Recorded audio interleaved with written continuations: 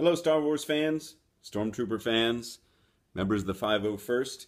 It's time to take a look at the various pieces of Stormtrooper armor. If you've never worn it, if you've never seen it in person, if you've never worn it for hours and hours on end, to the delight of children and adults alike. Anyway, let's start off, of course, with the most important piece. The Stormtrooper helmet. This one, as I showed in an earlier video, and if you want a more in-depth talk about that, this is the RS props. First generation cast off an actual screen-used A New Hope set of Stormtrooper armor. This is just the helmet. The armor I will be showing you is from SDS, which is Shepperton Design Studios, who originally cast all the armor for A New Hope. He didn't necessarily sculpt it himself. That's a whole other ball game.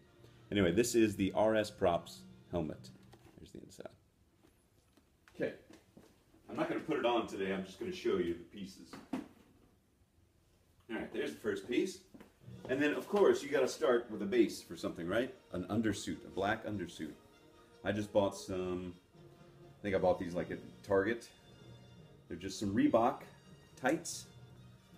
And then I bought a shirt from a friend who actually made these with the Imperial cog on it. It's a stretchy spandex kind of shirt. So that I put on first, of course. And if you want to get real fancy, you can get a Stormtrooper mic system. It's all in this bag here, where you can sound just like a Stormtrooper when you're talking to people. Here's the part of that actually makes the sound. I put it on the inside of the chest piece of my armor. So the chest piece, I'm just going to show these as I pull them out of the box over here, it is actually connected to the back piece. And I don't have this exactly screen accurate to the strapping system that they used in A New Hope. I just have it the way it came when I bought the armor, and then I made some modifications.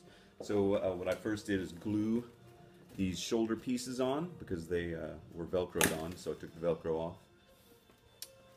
So there's the inside. And then what I did was, I added these little straps. They have snaps right here, and this kind of a nylon webbing that I bought, I think at Target or something. You can buy all these materials at Target. And just like they had in A New Hope, these little stretchy bits to hold down the shoulder pieces when it's connected. So here's how you connect them. There is a snap on the inside and a corresponding snap over here. So I'll put these together. Snap. Same thing on this side. Snap, and then I readjust the elastic here. You can learn all about Stormtrooper armor and the complete minutia of this stuff on forums like whitearmor.net. Do a Google search and you will learn anything and everything you ever wanted to know about Stormtrooper armor. So there's the back. And now they're connected and you can wear them as one piece. Some people also then have the chest piece connected to the abdomen piece, but I don't. That will go right here. Next, we've got the belt. Like I said, this is in no particular order, it's just what I'm pulling out. So this is the belt, front and the back. The original Stormtrooper armor had canvas belts. This is actually like sort of like an ace bandage type material, so it's stretchy, but it looks like the canvas belts to me. So I had my wife sew on Velcro so that when you put it on and tighten it up, unlike the canvas belts, which don't stretch, this one has a stretchy elastic in it, so you can really tighten it up in the back. And you got the drop boxes here.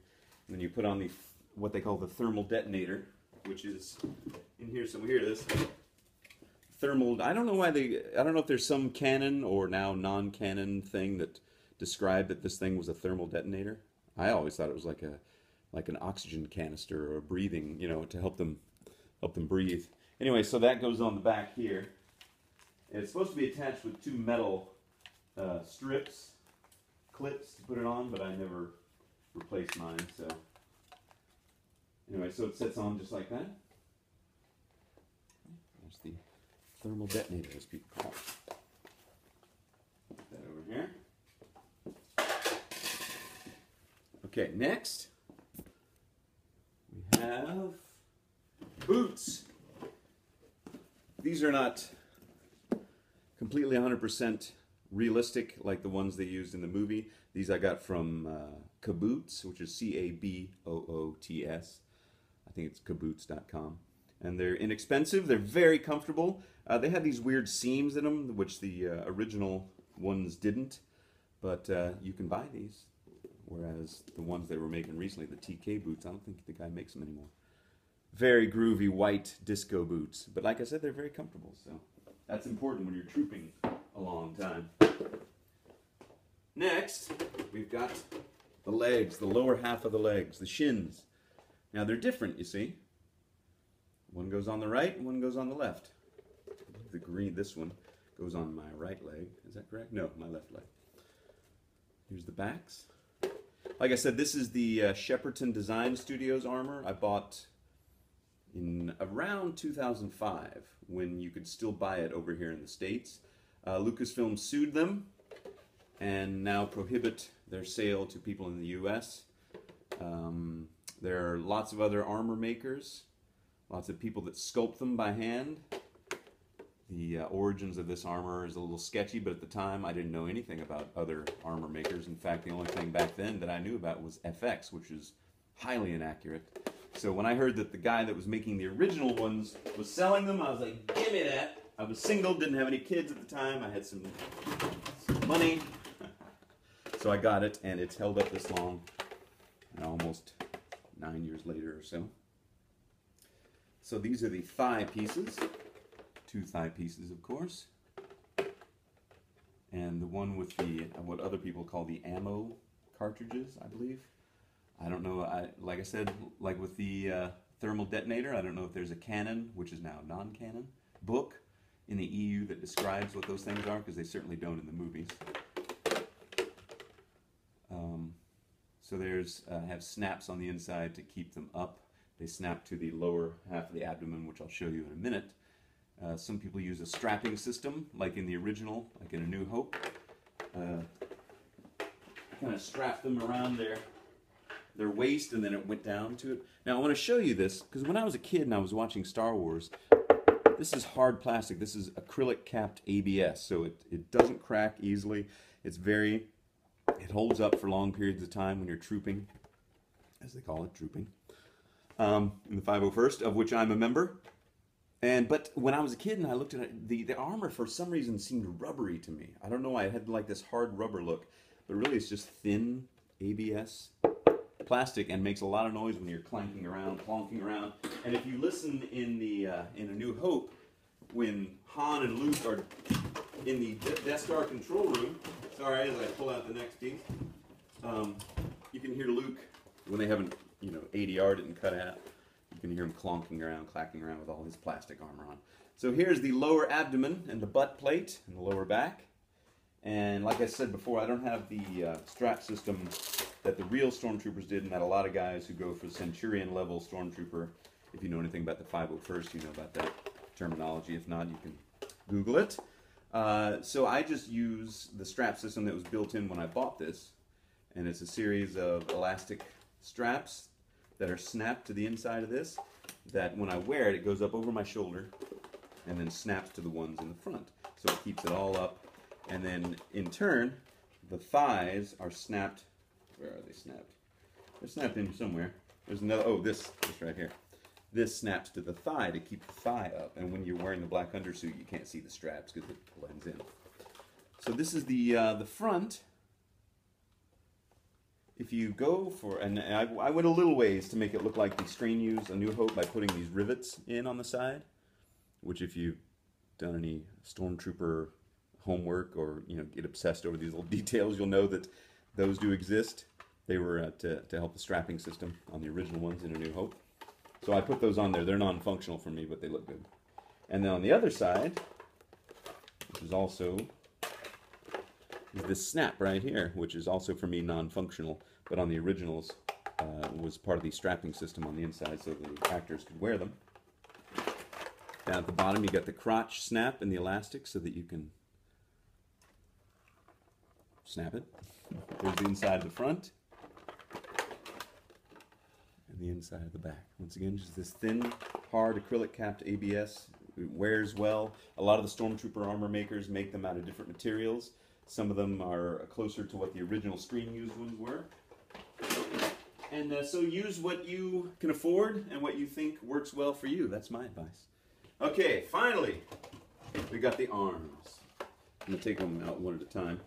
So the arms, and what I did was, these came in 3 separate pieces for me, but I made them get a little bit closer to the screen-used ones where they strap the bicep to the forearm piece. You did a little bit of elastic there so that the forearm doesn't slide down too much when you're wearing it. So if you put it on, you keep it up like that, then you got a fairly full range of movement. And wearing this armor for long periods of time isn't that uncomfortable, except you can't really sit down. I mean, you can kind of lean against stuff, but it's important to wear comfortable shoes. So I have these all strapped together, so it's like one thing. Some guys also then just, like with mine, I snap it to the underneath the shoulder straps and keep it as one unit.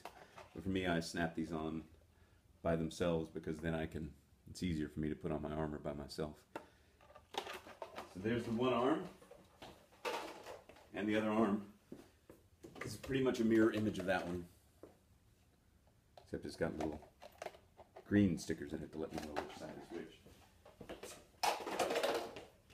And 3 more things here, boring things. This is the neck piece that you see the Stormtroopers wearing. So I put this on after I put I put this on first, then I put my undershirt on so that this hangy bit is underneath the shirt. And it looks kind of like the rubbery neck seals that the Stormtroopers were wearing, but this one is made out of a soft cloth. I don't remember where I got this, but there are people that make these either out of rubber or vinyl or cloth to suit your needs, and if you have any, vinyl allergies or anything like that. And then the gloves with the hand plates on them. Now this set of SDS armor came with hard plastic hand plates, which I'll show you here on a different set of gloves. But that's not accurate to the movie. In the original movie, they were made out of this rubbery material. See, look at that. They flex. Flexible latex handguards. And the gloves themselves are these black, almost like dishwashing gloves. They're rubber themselves, so they do not breathe. But they've got this little pattern on the palm. Do you see that? I don't know if this is exactly 100% screen accurate, but it's pretty close as far as having the pattern and being the rubber gloves. But after a while, man, especially if you're trooping out in hot areas of the country or the world, this thing will just fill up with sweat and stink after a while, so you need to clean them out with water. But that's pretty close to the screen accurate, these crazy rubber gloves. There are a lot of guys that will buy tactical black gloves. I have a pair of those, but I don't use them because I just don't.